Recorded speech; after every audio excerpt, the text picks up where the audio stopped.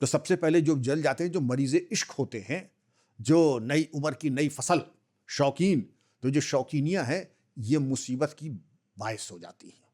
ये यंगस्टर सुन रहे होंगे तो आपसे तो खार खाने लगेंगे आप, मरीजे इश्क। कौन?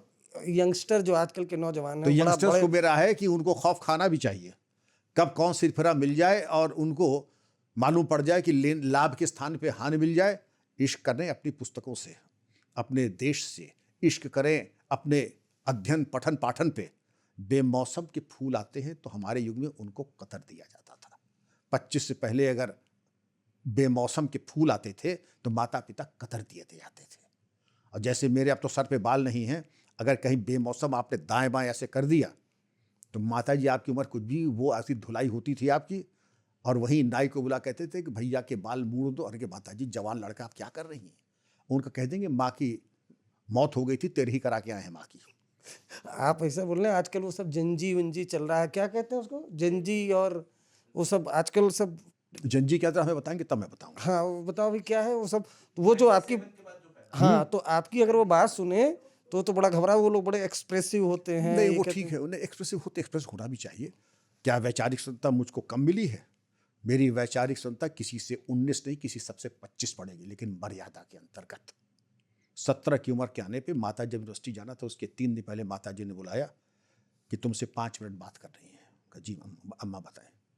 ये घर शरीफों का है, जिस दिन शराब पीना घर लौट के मत आना, समझेंगे एक बेटा नहीं हुआ।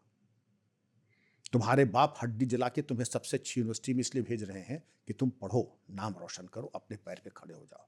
लेकिन अगर किसी प्रेम प्रसंग में तुम पड़ जाओ, समझो कि अब हम इश्क फरमाएंगे, डेटिंग करेंगे, गर्लफ्रेंड के साथ जो तुम्हारे फीस दी जा रही तुम उसके आड़ में जाके तुम जाकर के रेस्टोरेंट पे एलची को क्वालिटी में बैठोगे। तो ये 3 लाइन का इश्तिहार बना है। विक्रम सिंह पुत्र मार्कंडे सिंह की सोहबत बिगड़ चुकी है, इसको हम अपनी विरासत से बेदखल करते, घर लौट के मत आना दोबारा। नहीं, वैसे मैं आपको यहाँ क्लियर कर दूं, मरीजे इसका मतलब जो छेड़खानी करते हैं लड़कियों के साथ, जो मनचले हैं, उनका इलाज करने की बात हो रही है। और आपने कुछ चलाया भी था ड्राइव हाँ उत्तर हाँ, प्रदेश। जो मनचले हैं, मनचले तो लफंगे होते ही हैं। तो लफंगे भी जैसे होता है ना, वो हमारी आंख पढ़ लेते हैं, हम उनकी आंख पढ़ लेते हैं। ये मूर्ख नहीं होते, इनको मालूम पड़ जाए कि ये रॉन्ग नंबर डायल हो जाएगा। अगर इन्होंने छेड़खानी की तो अंग भंग भी हो सकता है, न रहेगा बांस न बजेगी बांसुरी। यहाँ पर नोएडा में मुझे याद आ रहा है, रमेश भंडारी जी महामहिम थे, प्रेसिडेंट रूल का ज़माना था, मैं यहाँ पोस्टेड नहीं था। उनका छेड़खानी बिल्कुल एक तरीके से महामारी की तरह गए। कुछ कर सकते हो? का बिल्कुल कर देंगे।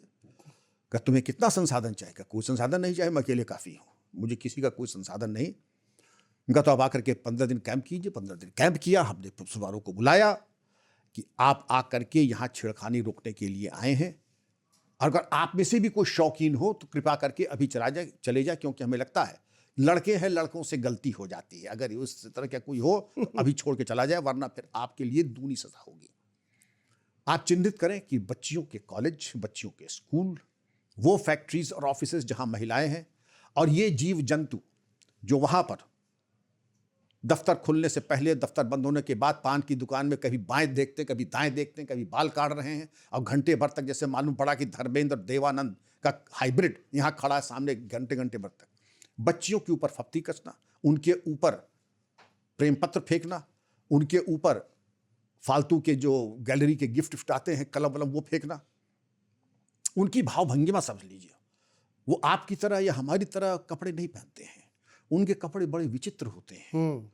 कंधे तक बाल का होना, एक कान में बुंदा होना, हाथों में कोई ऐसी कड़ा, और जो टी शर्ट होगी या तो टमाटर के रंग की होगी या काले रंग की होगी, और उस पर लिखा आवारा हूं या आई लव यू।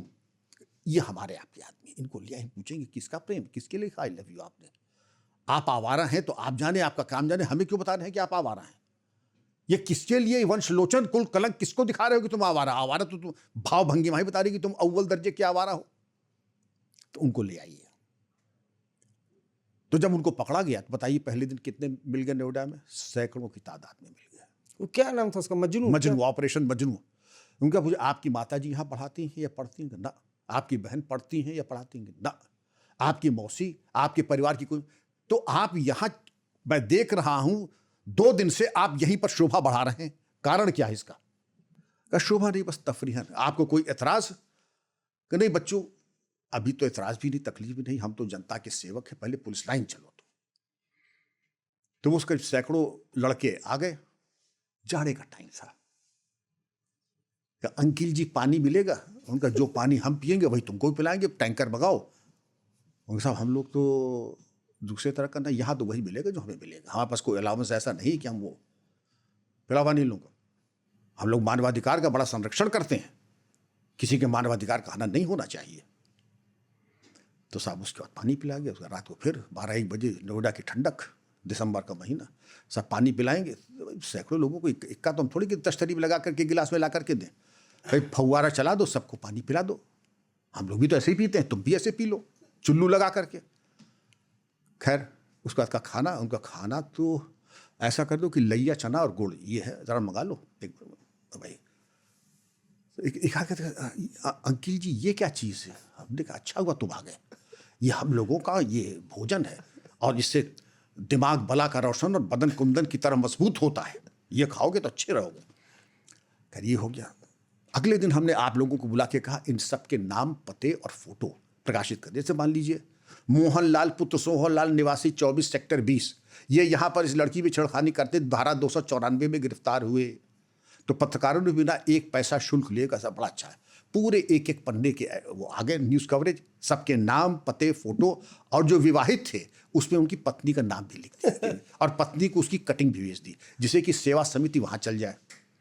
और ये हमने कह दिया भाई देखिए मानवाधिकार के प्रति हम बहुत ही जागरूक हैं, कोई ऐसी अनाधिकार चेष्टा कोई नहीं करेगा, कोई इनके ऊपर सड़े टमाटर, अंडे, कीचड़, मलमूत्र नहीं फेंकेगा। मुझे सख्त आपत्ति है मानवाधिकार के हनन की, लेकिन अब क्या करूं, मैं तो फेल हो गया। अब सिपाही 10-15 ये सैकड़ों में, और लोगों ने, लेडीज ने जो इनकी, जैसे विक्स वेपोरब आपने सुना होगा, गले छाती तीनों पीड़ित भाग पे मल करके नाक के अंदर और बाहर जो दुर्गंध युक्त पानी वगैरह इनके मला, ये गए तो इनकी दुर्गंध देखने लायक थी। मतलब मुझे बहुत पीड़ा हुई, मैं बता नहीं सकता कितनी पीड़ा हुई मुझे। तो चलाया तो आपने ही था ऑपरेशन मजनू? अरे चलाया तो मैंने था, वो तो आप समझ सकते हैं, होशियार को इशारा काफी है, और जो जनता की भावना मैं कैसे रोक सकता था मैं। नहीं, बहुत अच्छा काम है इसे। तो खैर उसके बाद जब वो आए तो उसके बाद कहा अंकिल जी हम आपके सामने वचन ले रहे हैं, गंगा जली लेकर के, हम जीवन में विवाह भी नहीं करेंगे, हम ब्रह्म कुमार हो जाएंगे। हमने कहा हम नहीं चाहते हैं, तुम हमेशा आबाद रहो, प्रसन्न रहो, वंश लोचन बनो, लेकिन फिलहाल तुम कुल कलंक हो। क्या हो? कुल कलंक। लेकिन आशीर्वाद, उसके बाद महामहिम का आशीर्वाद मिला, बड़ी प्रशंसा हुई, बीबीसी ने भी इसको कवर किया, तो बस ठीक है, मुझे संतोष हुआ। ये बच्चियों के माता पिता ने आकर के बहुत आशीर्वाद दिया। मुझे आज भी याद है कि एक माता जी हाथ में एक लड्डू लेकर के आई, और कितनी देर खड़ी रही होंगी, लेकिन जो मैं समझ जीवन का सर्वश्रेष्ठ लड्डू वही था जो माता जी ने ला करके 3 घंटे अपने हाथ में ला करके जो खिलाया होगा। उससे अच्छा लड्डू ना मैंने पहले कभी खाया ना आज तक खाया, आभार व्यक्त करने के लिए। नहीं, बिल्कुल होना चाहिए, मंचलों के खिलाफ तो एक्शन होना चाहिए।